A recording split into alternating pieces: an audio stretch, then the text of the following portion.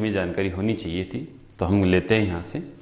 और उस तत्व का नाम बहुत ही फेमस है, बहुत बार आपने नाम सुना है, क्लोरीन। किसके बारे में जानकारी लेने वाले हैं हम? क्लोरीन के बारे में। तो मैं स्टार्ट करता हूँ। आप एनसीईआरटी लेकर के बैठे होंगे, उसको 1 बाय 1 चीज़ों को देखते चलिए। देखिए, क्लोरीन जिसका अणु सूत्र होता है Cl2, उसके बारे में हम डिस्कशन कर रहे हैं। सबसे पहले तो मैं आपको ये बता दूं कि इसका नाम जो क्लोरीन रखा गया है, इसके पीछे भी कोई ना कोई रहस्य है। तो हम पहले उस रहस्य जो है, उस रहस्य का पता लगा लेते हैं यहाँ से। एक्चुअली में इसको क्लोरीन क्यों बोलते हैं, तो इसके लिए थोड़ा इसके इतिहास के बारे में जानना पड़ेगा। 1774 में एक साइंटिस्ट थे सेले, उन्होंने क्या किया, उन्होंने HCl जो गैस होती है, इस HCl गैस में जो Cl है, उस Cl को अलग किया और इसके लिए इसके ऊपर मैग्नीज डाइऑक्साइड को डाला। मैग्नीज डाइऑक्साइड HCl को ऑक्सीकृत करके Cl2 बना देता है, तो Cl2 एक गैस बनी। तो सेले साइंटिस्ट ने देखा कि जब HCl पर MnO2 डाला जाता है तो एक स्पेशल गैस बनती है। उस गैस को क्या कहते हैं, वो उसका जो प्रॉपर नाम है वो सेले ने नहीं दिया। उसके बाद में साइंटिस्ट आए 1810 में, दूसरे साइंटिस्ट, और वो जो साइंटिस्ट थे वो थे डेवी। उन्होंने क्या किया, उन्होंने ये जो क्लोरीन गैस थी, इस क्लोरीन गैस को एक पर्टिकुलर नाम दिया। और वो नाम इसलिए दिया क्योंकि इस क्लोरीन का जो रंग है वो रंग होता है क्लोरस। कैसा रंग होता है? क्लोरस। इस क्लोरीन का जो रंग है वो क्लोरस था। क्लोरस का मतलब होता है हरा पीला, हरित पीला। ठीक है, ये जो क्लोरस है ये हरित पीला रंग है। तो क्लोरीन का रंग कैसा होता है? थोड़ा सा हरापन लिए हुए पीला रंग होता है। और जो हरित पीला रंग होता है उसे क्लोरस रंग, जो ग्रीक शब्द है ये क्लोरस, क्लोरस बोलते हैं। और क्लोरस इसका कलर था, इसलिए इसका नाम क्लोरीन पड़ा। तो एक कोई सिंपल सा क्वेश्चन आए, कोई सिंपल सी बात आपसे पूछी जाए कि क्लोरीन को हम क्लोरीन क्यों बोले, इसके पीछे कोई रहस्य है क्या? हर एक के पीछे नहीं होता, क्लोरीन के पीछे है, इसलिए हम बात कर रहे हैं। तो क्लोरीन का रंग क्लोरस है, इसलिए क्लोरीन को क्लोरीन बोला जा रहा है। अब हम आगे बढ़ते हैं। अब हमें बात करनी है कि इस क्लोरीन का निर्माण कैसे किया जाता है, मेथड ऑफ प्रिपरेशन। तो क्लोरीन को बनाने के लिए जो विधियां हम काम में ले सकते हैं, उनमें से सबसे पहली विधि जो कि सेले ने भी काम में ली थी, बड़ी आसान सी विधि है। क्लोरीन देखो HCl में है, बट HCl में ये जो क्लोरीन है वो -1 में है। अगर आप इस क्लोरीन को जो कि HCl में है, इसको ऑक्सीकृत कर दो, यानी इसके इलेक्ट्रॉन को निकाल ले हम, तो इसके इलेक्ट्रॉन को निकाल ले तो क्लोरीन का ऑक्सीकरण 0 हो जाएगा और क्लोरीन जो है वो क्लोराइड जो था वो किसी में बदल जाएगा, क्लोरीन में। तो HCl से Cl2 बनाने के लिए HCl का ऑक्सीकरण करना है, HCl में Cl के इलेक्ट्रॉनों को निकालने। और इलेक्ट्रॉनों को निकालने के लिए या ऑक्सीकरण करने के लिए जिस पदार्थ को हम काम में लेते हैं, उस पदार्थ को बोला जाता है ऑक्सीकारक। तो यहाँ ऑक्सीकारक के रूप में आपको एक इम्पोर्टेंट कंपाउंड है जिसे यूज लेना होगा, और उस कंपाउंड का सूत्र है MnO2, मैग्नीज डाइऑक्साइड। क्या है ये? मैग्नीज डाइऑक्साइड, जो कि एक लगभग काले रंग का ठोस होता है। तो एक ब्लैक सॉलिड हम इसके अंदर डाल रहे हैं।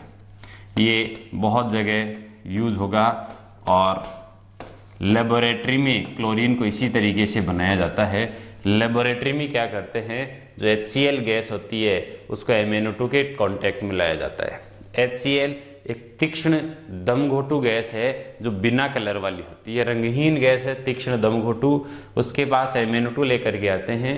तो ये जो तीक्ष्ण और दमघोटू गैस थी, ये तीक्ष्ण और दमघोटू गैस किसमें बदल जाएगी?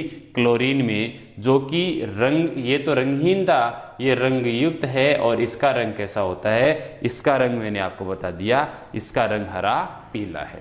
तो हरे पीले रंग की यहाँ पर गैस बनती है। अच्छा, एक चीज का ध्यान रखना, HCl भी तीखी गैस है, क्लोरीन भी तीखी गैस है। तो एक तीक्ष्ण गैस से दूसरी तीक्ष्ण गैस बन रही है। ये तीक्ष्ण गैस जो थी वो रंगहीन थी, ये रंगयुक्त है।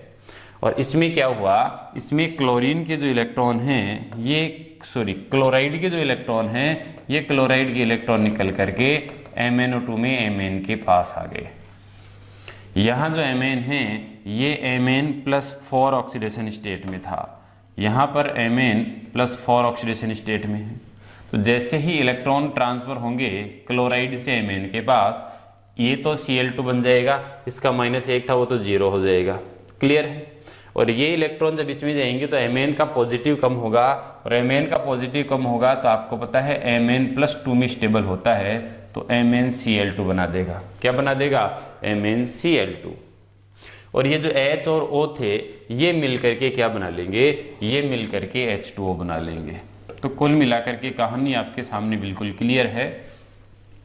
अगर हम HCl का ऑक्सीकरण MnO2 के द्वारा करवा दे तो हमें Cl2 गैस देखने को मिलेगी। वहां पर कौन सी गैस आ जाएगी? वहां पर Cl2 गैस आ जाएगी। कब? जब HCl का ऑक्सीकरण हम MnO2 से करवाएंगे। अगर आप इसका ऑक्सीकरण इससे भी कोई अच्छे ऑक्सीकारक से करवा दो, जैसे KMnO4, वो MnO2 से भी अच्छा ऑक्सीकारक है, तो अभी आपको क्लोरीन मिल सकती है, उसमें कहीं टेंशन लेने की जरूरत नहीं है। HCl + KMnO4, देखिए वही घटनाएं फिर घटित होगी। Mn यहाँ पर भी आप देखेंगे तो यहाँ जो Mn है वो +7 में है, और ये जो Cl है वो -1 में है। रटना किसी को भी नहीं है, बड़ी आसान चीजें हैं, रटना कुछ नहीं है। आपको पता चल गया ये +7 में है तो ये एक अच्छा ऑक्सीकारक है। जो हाई पॉजिटिव होता है इसका मतलब उसको इलेक्ट्रॉनों की जरूरत होती है, तो इस KMnO4 में Mn को इलेक्ट्रॉनों की जरूरत है। तो ये क्या करेगा? ये यहाँ से इस Cl की इलेक्ट्रॉनों को निकालेगा और खुद इसके अंदर ले लेगा। तो Cl जो -1 था वो क्या हो जाएगा? 0, और ये जो +7 था इसका पॉजिटिव कम होना चालू हो जाएगा, और Mn +2 में स्टेबल, +7 के बाद +2 में स्टेबल है। तो क्या क्या बनेंगे? देखो Cl - Cl2 बनेगा, उसमें कोई दिक्कत नहीं है। Mn +2 में आएगा तो MnCl2 बनेगा, ये भी फाइनल है लगभग। इसके अलावा K था, ये KBCl के साथ ही रह करके एक आयनिक कंपाउंड बनेगा, वो KCl बनेगा, और साथ में H और O थे वो क्या बना लेंगे? H और O थे तो H2O भी बन जाएगा। तो कोई स्पेशल फर्क नहीं आ रहा, केवल MnO2 लिया था तो ये चीजें बनी थी, MnO2 नहीं KMnO4 ले लिया तो K एक्स्ट्रा ले लिया तो KCl भी बनेगा, उसमें कोई समस्या नहीं है। हमारे को Cl2 गैस मिल जाएगी। तो ये तो हुआ HCl का ऑक्सीकरण। क्लोराइड में से हमने क्या किया है? Cl- के इलेक्ट्रॉन को बाहर निकाला है। अब अगर हमें ये कहां पर है? ये लेबोरेटरी मेथड है, इसकी प्रयोगशाला विधि है। औद्योगिक स्तर पर क्या करते हैं? औद्योगिक स्तर पर जब हमें बनाना हो तो वहां एक दिक्कत हमारे पास आती है। क्या दिक्कत है? कि हमें वहां कम से कम खर्चा करना होता है। अब कम खर्चा करने के लिए क्या करें? इस HCl का ऑक्सीकरण करवाने के लिए, इलेक्ट्रॉन निकलवाने के लिए कोई सस्ता सा पदार्थ लेके आए। MnO2, KMnO4, इनके बजाय कोई सस्ता पदार्थ लेके आए तो इस रिएक्शन को थोड़ा फास्ट भी करवाता हूँ। तो इसके लिए सबसे सस्ता ऑक्सीजन है, कोई ज़्यादा खर्चा नहीं होता इसके लिए। तो आप ऑक्सीजन को लेके आइए, ऑक्सीजन इसका ऑक्सीकरण करेगा, और इस अभिक्रिया की स्पीड को बढ़ाने के लिए CuCl2 उत्प्रेरक ले लिया, क्यूप्रिक क्लोराइड। क्यूप्रस क्लोराइड नहीं, यहाँ एग्जामिनर क्वेश्चन बना देते हैं, क्यूप्रिक क्लोराइड हम ले लेते हैं। तो क्या होने वाला है?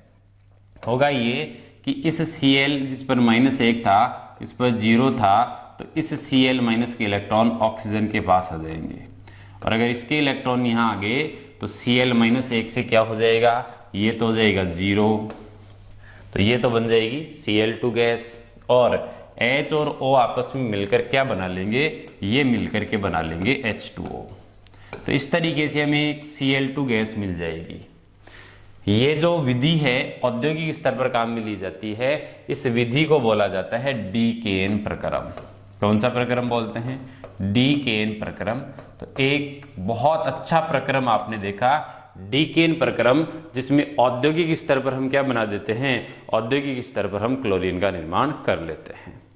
और औद्योगिक स्तर पर क्लोरीन का निर्माण करने के लिए HCl का ऑक्सीकरण करवाना है और उत्प्रेरक हम क्यूपरिक क्लोराइड लेंगे, क्यूप्रस क्लोराइड नहीं लेंगे। समझ में आ गई ये चीज? बड़ा इंपॉर्टेंट ये आपके पास प्रक्रम है। डीकेन प्रक्रम का क्वेश्चन आ सकता है, ये मैंने ऑक्सीजन वाले जो पॉइंट था उसमें भी करवाया था। आगे देखिए, इसके अलावा क्लोरीन का निर्माण करने के लिए आप विद्युत अपघटन की प्रक्रिया को भी काम में ले सकते हैं। विद्युत अपघटन प्रक्रिया जब आप काम में लेंगे तो उसके लिए क्या करना है? वैसे तो डिटेल में हम इलेक्ट्रोकेमिस्ट्री में इस चीज को समझेंगे, फिर भी मैं यहाँ थोड़ा सा आपके साथ डिस्कस कर लेता हूँ। विद्युत अपघटन की जो प्रक्रिया है उस प्रक्रिया में हम क्या करते हैं? एक पात्र लेंगे। ये जो पात्र हम ले रहे हैं, इस पात्र में उस विद्युत अपघट्य को भरा जाएगा जिस विद्युत अपघट्य का आपको क्या करवाना है? विद्युत अपघटन सॉरी जिस विद्युत अपघट्य का हमें विद्युत अपघटन करवाना है उसे इसमें फिल कर लेंगे। अब कौन से विद्युत अपघट्य का विद्युत अपघटन करवाना है वो देखिए आप। तो यहां पर हम या तो गलित NaCl ले सकते हैं, क्या ले सकते हैं? गलित NaCl, या फिर जल में घुला हुआ जो NaCl है वो भी ले सकते हैं। मान लो आपने यहाँ गलित NaCl लिया है, क्या ले लिया आपने? आपने यहाँ गलित NaCl ले लिया, तो गलित NaCl में क्या होने वाला है? गलित NaCl में दो आयन जो थे उनमें से एक आयन कौन सा था? एक आपके पास Na+ था, दूसरा Cl- है।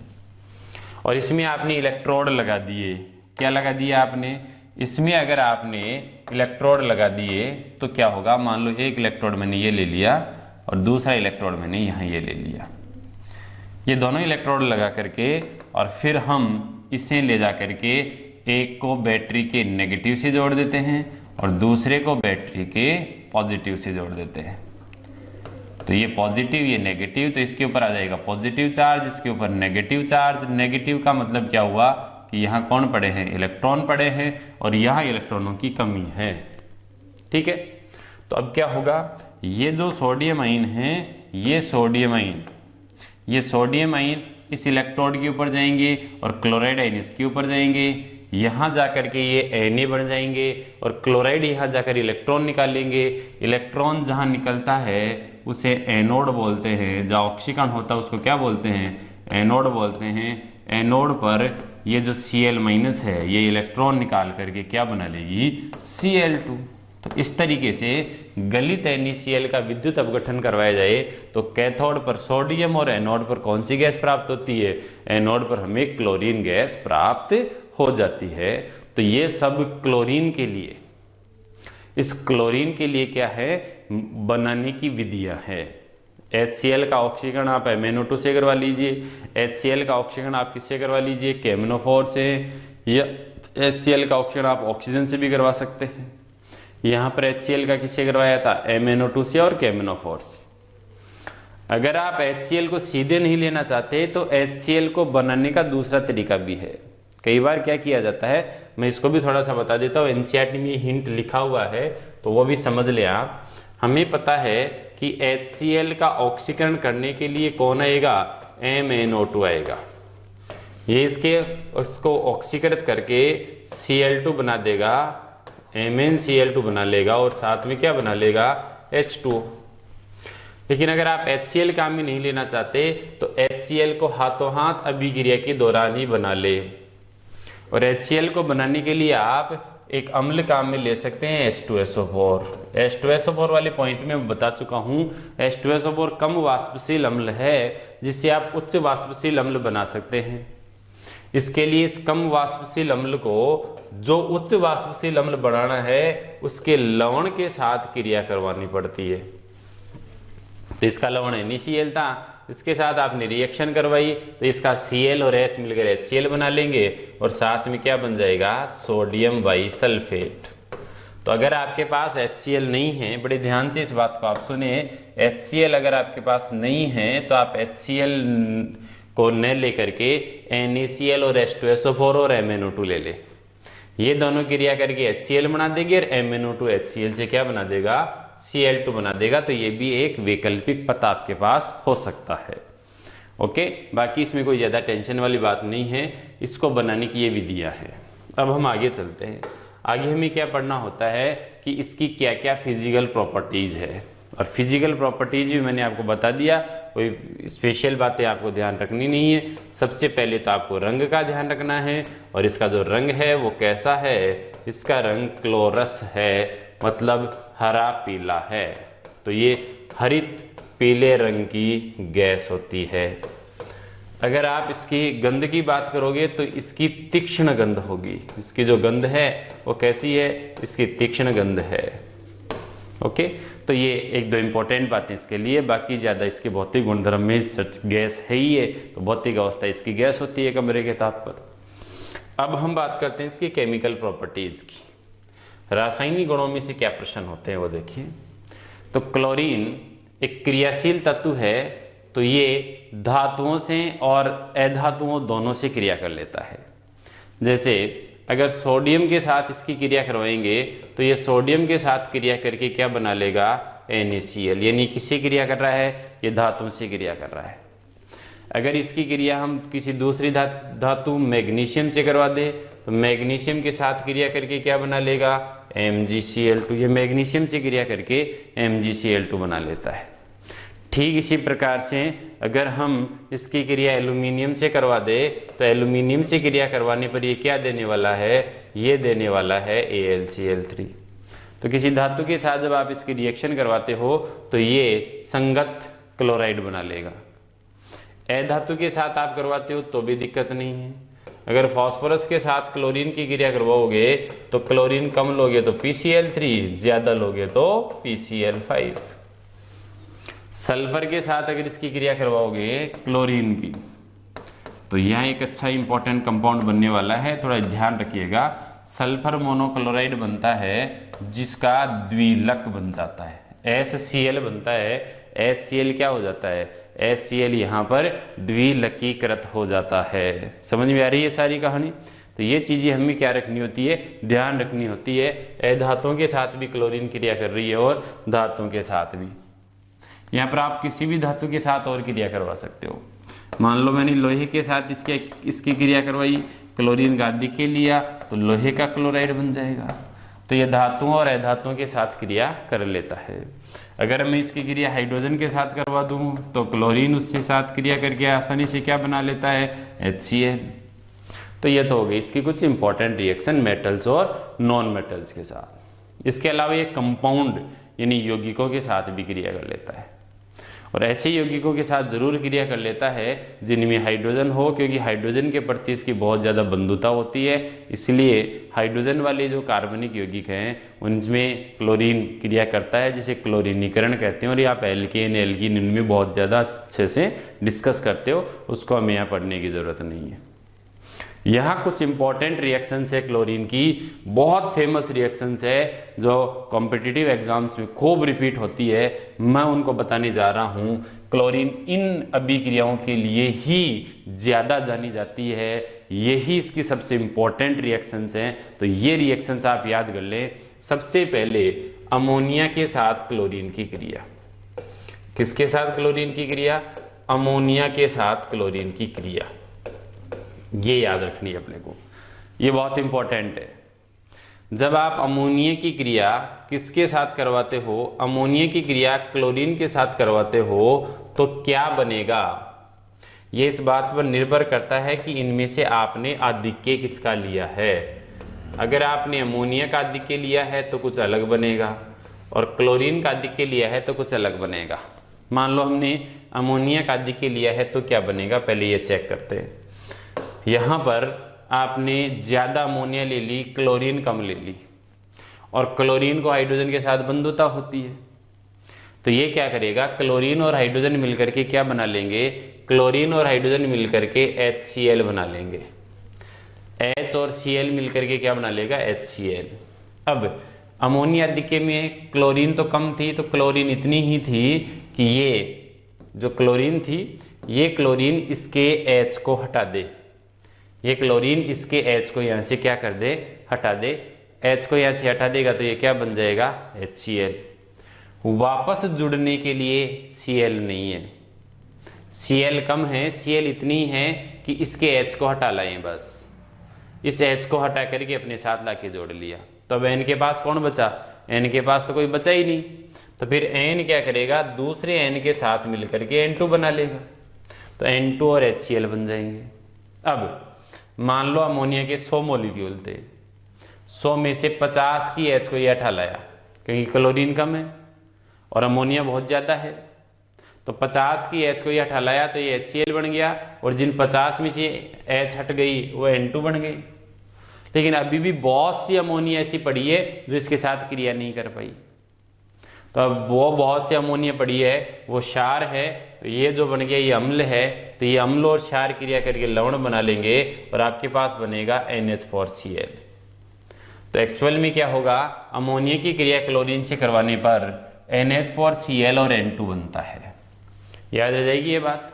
और इसका लॉजिक मैंने बता दिया कि पहले आप H को हटाकर HCl बना लो और बचे हुए N को N2 बना दो, फिर वो जो HCl बनेगा वो क्लोरीन अमोनिया का अद्वितीय है ही, तो उसके साथ क्रिया करके क्या बना देगा, NH4Cl बना देगा।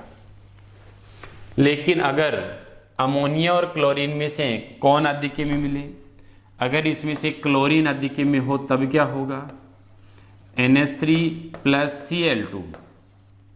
इसमें से इस बार हमने अद्वितीय किसका ले लिया है, इस बार हमने अद्वितीय ले लिया है क्लोरीन का।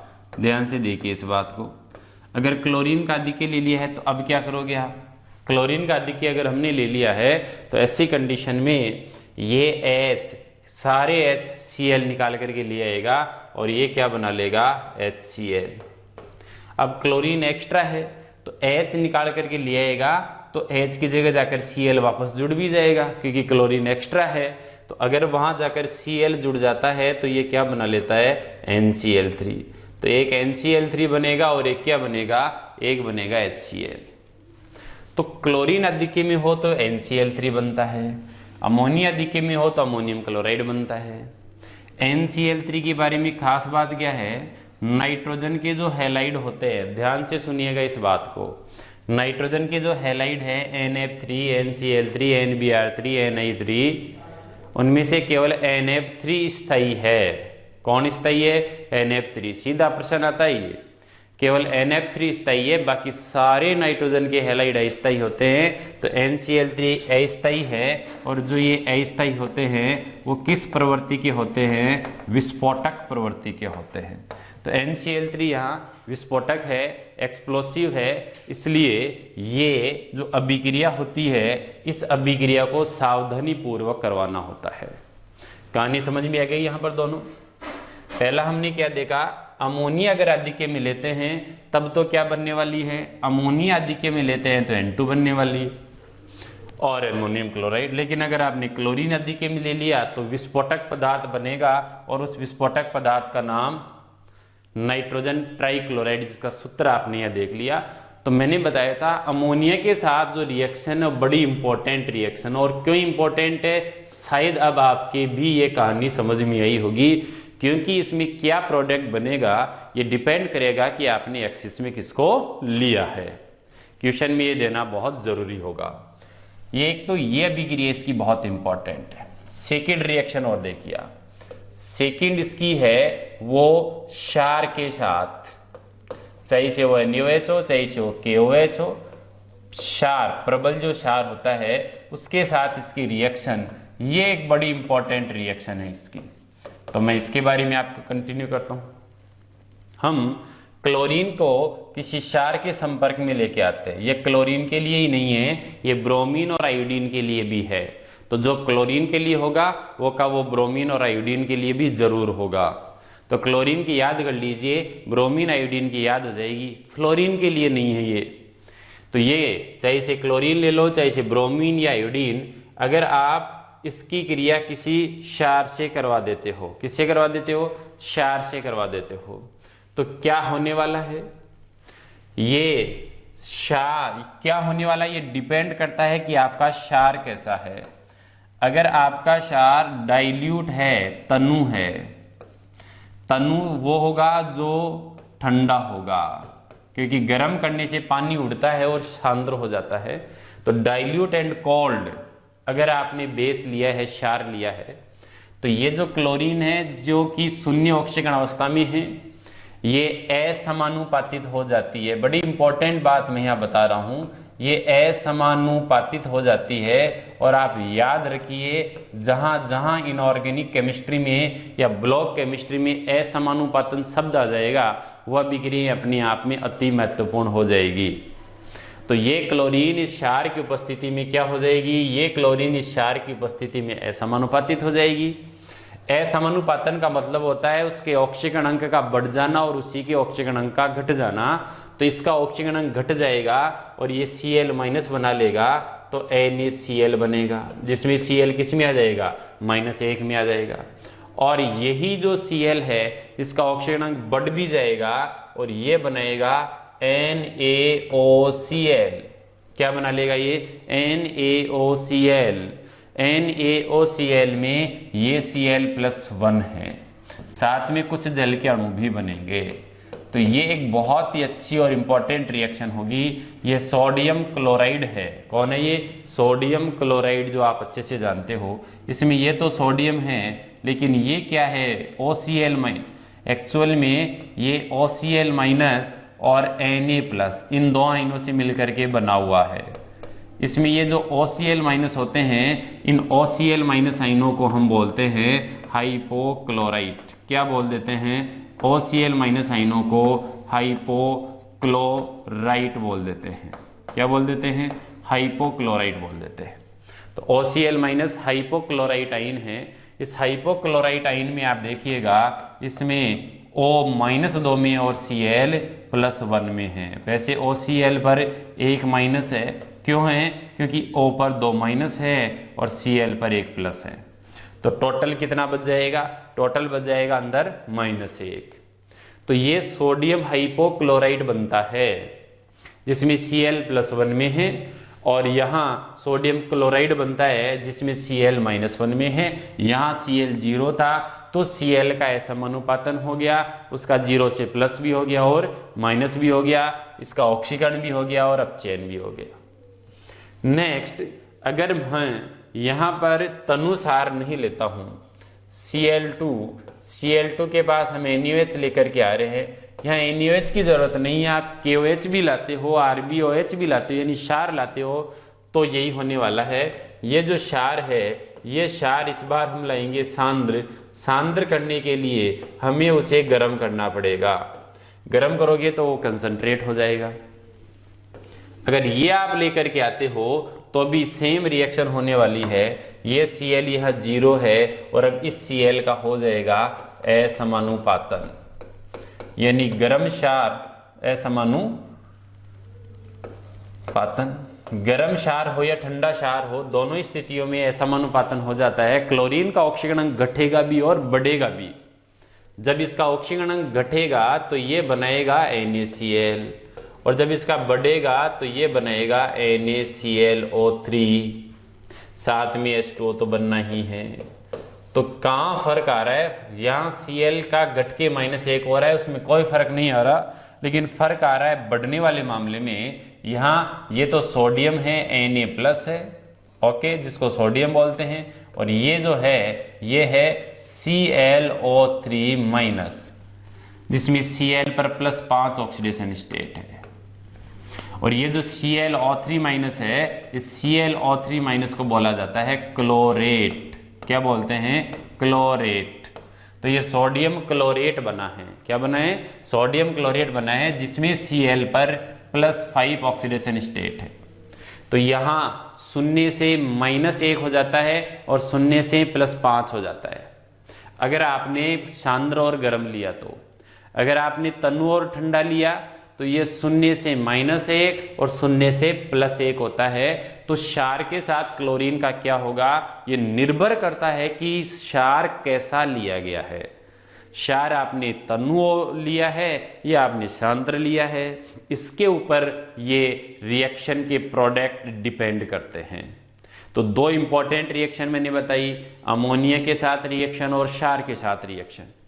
एक और ऐसे ही क्षार के साथ और रिएक्शन है जो भी बहुत फेमस है, और वो क्या है, अगर हम क्लोरीन की रिएक्शन, किसकी रिएक्शन, क्लोरीन की रिएक्शन शुष्क बुझे हुए चूने के साथ करें, कैल्शियम हाइड्रोक्साइड के साथ हम करें, बुझा हुआ चूना इसी को बोलते हैं, ये है, ये शुष्क होना चाहिए, ड्राई कैल्शियम हाइड्रोक्साइड के साथ कर दें, क्या होने वाला है, इसके साथ जब आप करेंगे तो भी यहां पर ये क्षार है, क्षार की उपस्थिति में क्लोरीन असमानुपातित होगी, और क्लोरीन असमानुपातित होगी तो क्या क्या बनेगा, इसमें बनने वाला है CaCl2, क्या बनने वाला है, CaCl2, यहां जीरो में था, जीरो से ये क्या हो जाएगा, -1 हो जाएगा।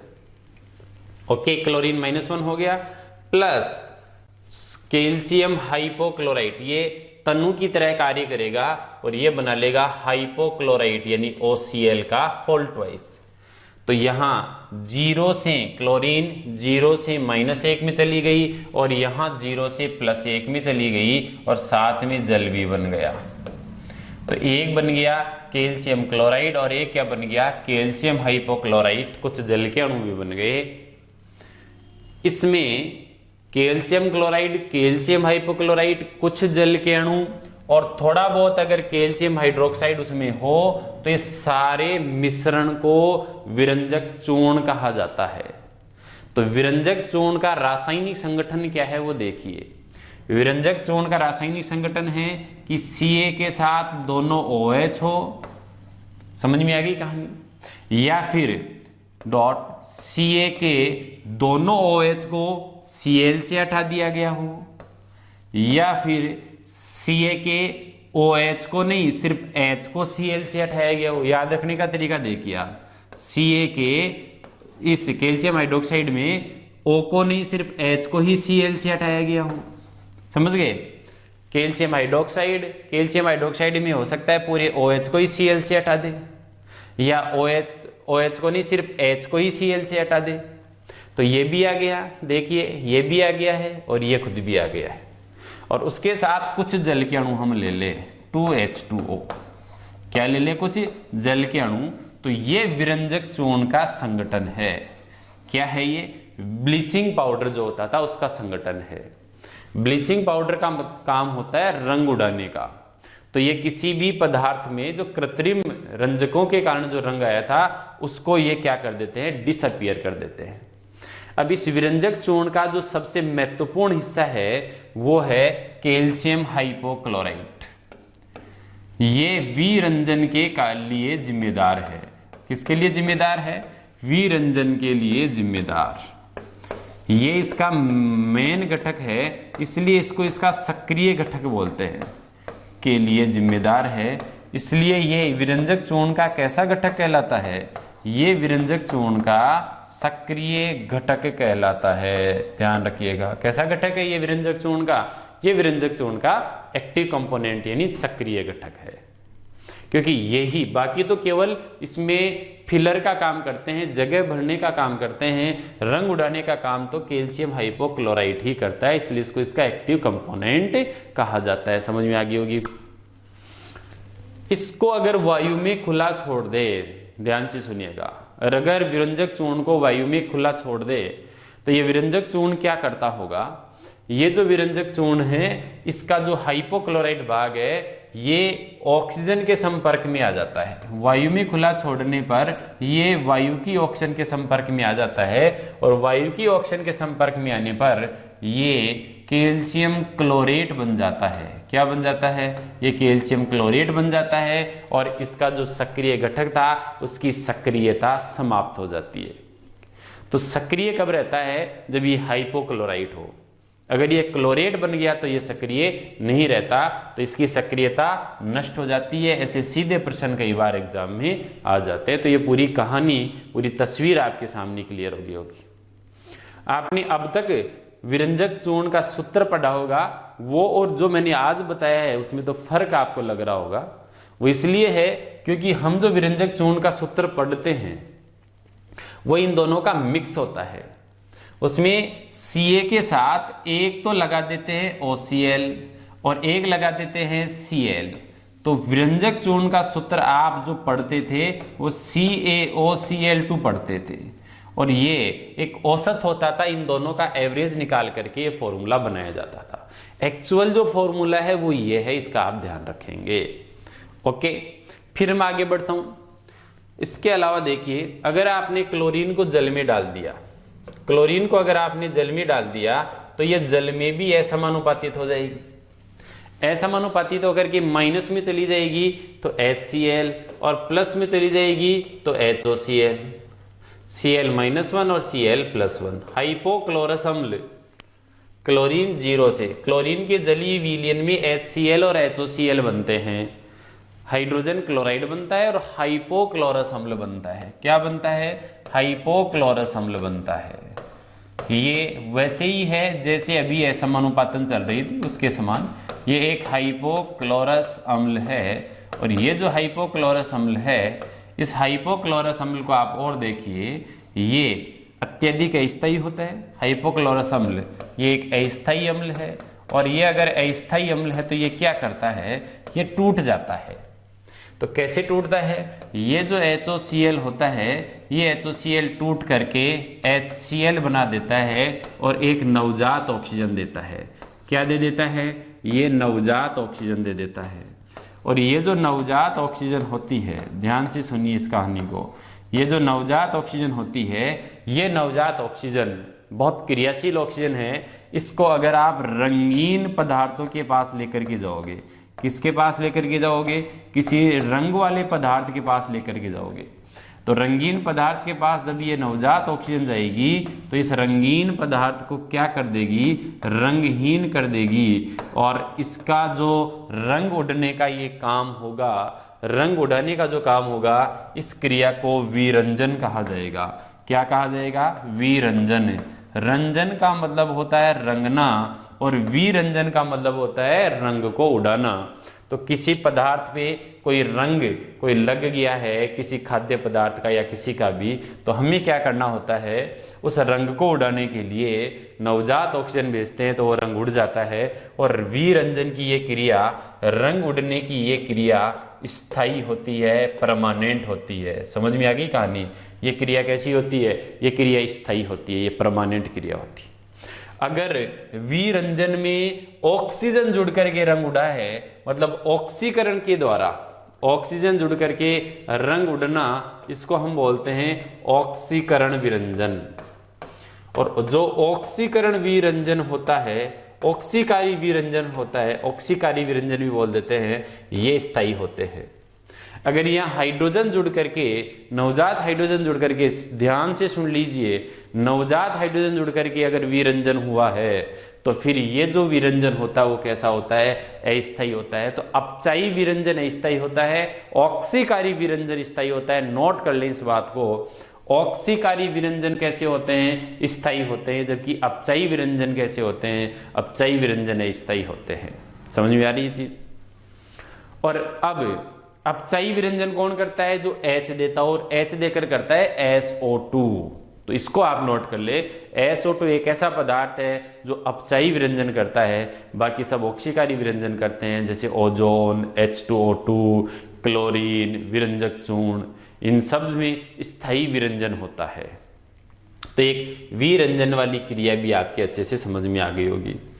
इसके अलावा हमें पता है कि क्लोरीन एक अच्छा ऑक्सीकारक भी है। क्लोरीन क्या है? क्लोरीन एक बहुत अच्छा ऑक्सीकारक भी है। अगर आप क्लोरीन की क्रिया, किसकी क्रिया? क्लोरीन की क्रिया किसी फेरस आयन के साथ करवा देते हो, अगर फेरस के साथ इस क्लोरीन की रिएक्शन करवाते हो तो ये क्लोरीन क्या करेगा? इस फेरस को, सपोज FeSO4 ले लिया मैंने, अब थोड़ा कम करते हैं, मैंने ले लिया फेरस सल्फेट। तो फेरस सल्फेट आते ही ये क्लोरीन क्या करेगा? ये क्लोरीन इस फेरस सल्फेट को किस में बदल देगा? इसको ये फेरिक सल्फेट में कन्वर्ट कर देगा, Fe2SO4 का होल थ्राइस। क्लोरीन इतना अच्छा विरंजक होता है कि ये फेरस आयनों को किस में बदल देता है? फेरस आयनों को फेरिक। क्लोरीन इतना अच्छा ऑक्सीकारक है, ये इसके इलेक्ट्रॉनों को निकाल करके खुद भी जोड़ लेता है। तो फेरस को किस में बदल देता है? फेरिक में बदल देता है। एक्स्ट्रा जो SO4 चाहिए वो आप कहाँ से लीजिए? वो आप H2SO4 से लीजिए। तो वो हम H2SO4 से लेंगे, यानी एसिडिक सॉल्यूशन लेंगे, और H और Cl मिलकर क्या बना लेंगे? H और Cl मिलकर के HCl। तो इस तरीके से रिएक्शन को तो आप आराम से खुद भी लिख सकते हैं, कोई बड़ा इश्यू नहीं है, बैलेंस कर लीजिए, कोई दिक्कत ही नहीं आएगी। ऐसे ही अगर हमने सोडियम सल्फाइड लिया, क्या लिया हमने? सोडियम सल्फाइड, और इसकी क्लोरीन से रिएक्शन करवाई। तो इसकी क्लोरीन से आप रिएक्शन करवाओगे तो क्या होने वाला है? इसके क्लोरीन से रिएक्शन करवाओगे तो क्लोरीन इसके इलेक्ट्रॉनों को खुद निकाल करके जोड़ लेगा, क्लोरीन को जोड़ेगा, 101% जोड़ेगा। और जोड़ेगा तो क्या होगा? ये जो सल्फर +4 में था वो +6 में चला जाएगा, और सल्फाइड लवण जो थे वो सल्फेट लवणों में बदल जाएंगे। और सल्फेट लवणों में जो सल्फर होता है ये सल्फर होता है +6। अब एक बार आप इस रिएक्शन को बैलेंस करके देख सकते हैं कि ये देखिए आप, तो क्या आप इसे बैलेंस कर सकते हैं? यहाँ पर आपने देखा एक और एक्स्ट्रा ऑक्सीजन की जरूरत पड़ेगी, हमें एक और एक्स्ट्रा ऑक्सीजन की जरूरत पड़ेगी। तो आप कहाँ से लेकर के आएंगे? ये जो एक एक्स्ट्रा ऑक्सीजन चाहिए, इस आप इसमें वाटर को ऐड कर दीजिए, H2O को ऐड कर दीजिए, तो ये एक एक्स्ट्रा ऑक्सीजन आकर के इससे जुड़ जाएगी। और फिर H और Cl मिलकर के क्या बना लेंगे? H और Cl मिलकर के HCl बना लेंगे। तो ऐसी रिएक्शंस को आप खुद भी मैनेज कर सकते हो, कोई बड़ा इश्यू नहीं होता। ऐसे ही अगर आप इसकी रिएक्शन SO2 से करवा देते हैं, SO2 की रिएक्शन आप क्लोरीन से करवाते हैं, तो ध्यान दीजिए SO2 में ये +4 में है, इसके इलेक्ट्रॉन क्लोरीन के पास निकल करके जाएंगे। तो जब SO2 के इलेक्ट्रॉन यहाँ निकल करके क्लोरीन के पास जाएंगे, तो अब ऐसी स्थिति में SO2 में सल्फर पर +4 था, +4 से ये किस में चला जाएगा? +4 से ये किस में जाएगा? +6 में, जो आपने ऊपर भी देखा था सल्फाइड में भी तो ये +4 से +6 में ही जा रहा था। तो यहाँ भी ये क्या होगा? +4 से +6 में जाएगा, 6 में जाएगा, तो फिर इसको H2SO4 सल्फ्यूरिक एसिड में जाना पड़ेगा। अब इसके लिए चाहिए H, तो H के लिए हम क्या लेंगे? H2O लेंगे। 2 O चाहिए वहाँ H2SO4 बनने के लिए, तो 2 H2O ले लेंगे। 2 H2O में से 2 ऑक्सीजन यहाँ आ गई, 4 हाइड्रोजन में से 2 हाइड्रोजन यहाँ आ गई, बाकी 2 हाइड्रोजन किसके साथ जुड़ गई? HCl के साथ जुड़ गई, उस Cl के साथ जुड़ गई। कर सकते हैं, बहुत आसान सी चीजें हैं।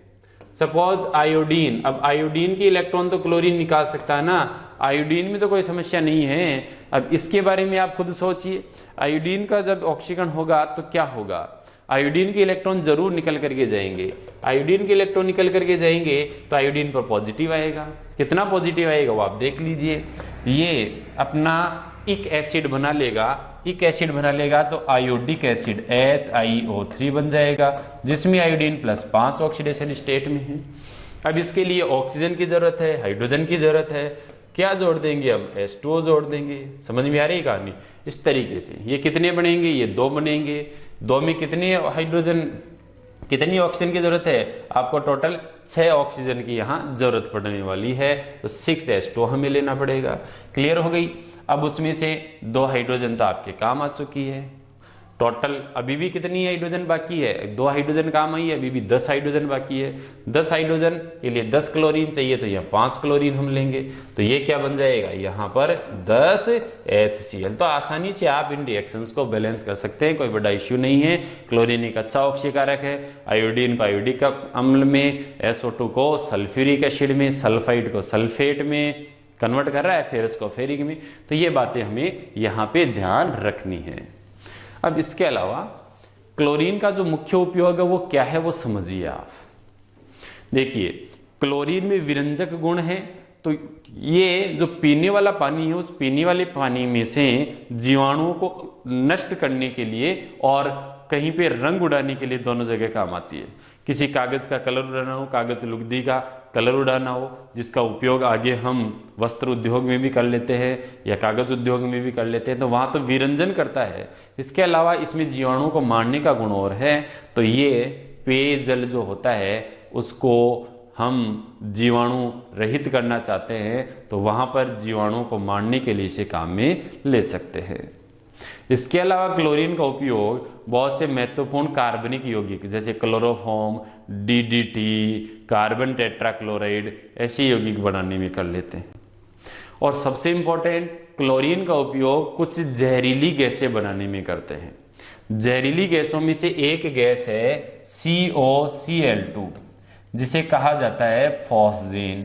तो फॉस्जीन का सूत्र आ सकता है, फॉस्जीन COCl2 है, जिसे कार्बोनिल क्लोराइड भी कहा जाता है। ये जहरीली गैस है, इसको सूंघने से, ज्यादा सूंघने से व्यक्ति की मृत्यु हो सकती है।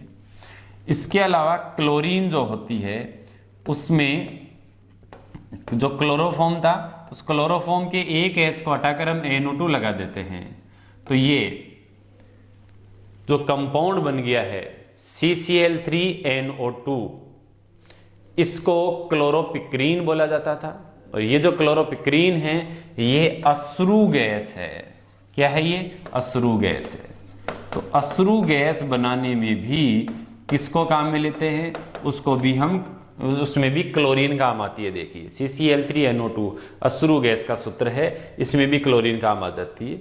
और एक बहुत इंपॉर्टेंट, अगर हम एथीन की क्रिया, किसकी रिएक्शन? एथीन की रिएक्शन, एथीन की 2 मॉलिक्यूल्स की रिएक्शन करवा रहा हूं, ध्यान से देखिए। इसकी रिएक्शन अगर मैं H2Cl2 से करवा दूं, किससे? H2Cl2 से, तो क्या बनने वाला है? देखिएगा, ये जो CH2 है दोनों तरफ के, इनके बीच का पाई बॉन्ड टूट जाएगा, दोनों तरफ से पाई बॉन्ड टूट जाएगा। तो उसके बाद में इधर से एक संयोजकता खाली हो गई, इधर से एक संयोजकता खाली हो गई, यहाँ पर सल्फर आकर के जुड़ जाएगा 2 सल्फर में से, और यहाँ दोनों क्लोरीन आकर के जुड़ जाएगी और सल्फर अलग हो जाएगा। ये जो बन गई है ClCH2CH2CH2SCH2CH2Cl, इसे मस्टर्ड गैस बोलते हैं हम। कौन सी गैस बोलते हैं? ये मस्टर्ड गैस है। तो मस्टर्ड गैस का निर्माण करने में भी आप किसको काम में ले सकते हो? क्लोरीन काम में ले सकते हो। क्लोरोपिक्रीन यानी अश्रु गैस बनाने में, या फॉस्जीन जैसी विषैली गैसें बनाने में क्लोरीन काम में ली जा सकती है। तो इस लेक्चर में आपने देखा कि क्लोरीन के बनाने की विधियाँ, गुण धर्म, रासायनिक अभिक्रियाएं, उपयोग, सब मैंने डिटेल से बताया है। NCERT में लाइन टू लाइन चीज़ों को चेक कीजिए, और ये अब हमारा कंठस्थ और मजबूत होना चाहिए। Okay, thanks a lot for watching this video.